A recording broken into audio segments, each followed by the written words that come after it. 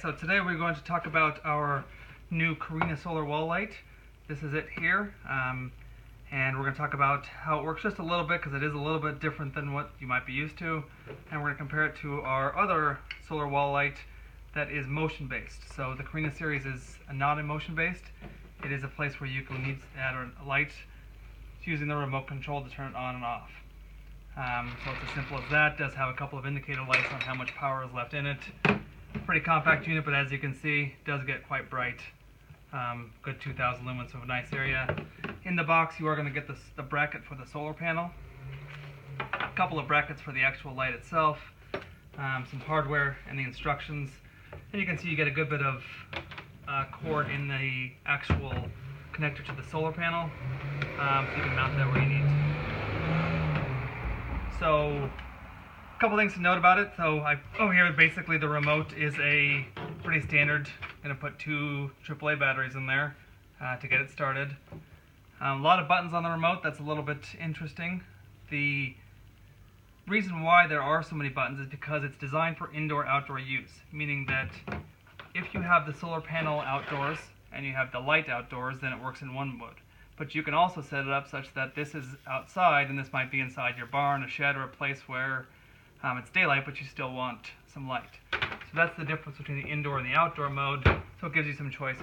It does make it for a little bit interesting extra buttons, but that's what they are. You can see in this mode, because we're daytime, we're not going to get this one to work, but we switch to the other mode and it does work. So there, okay, on. Just have brighter settings, so you can adjust the brightness on there.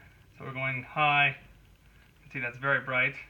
Medium and low, and this would be our indoor setting here.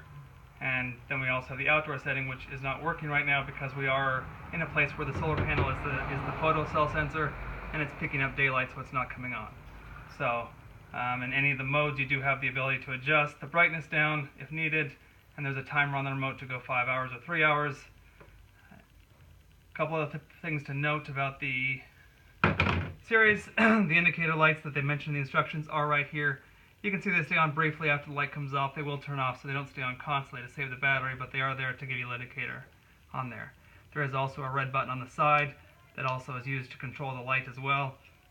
So you have that one as an option if you can't find the remote. But for most applications, you're going to want to keep the remote handy and just be able to turn it on. And in most cases, go to a full brightness to get that full 2,000 lumens. So that's the new Carina series that is non-motion based.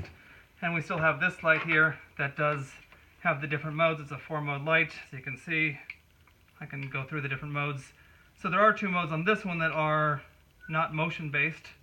That's the motion based one, or we can go to one of the brighter modes. But there is no remote control with this series here. So this series is our original solar wall light, designed mostly for the motion, but you can put it on full brightness if you want it there.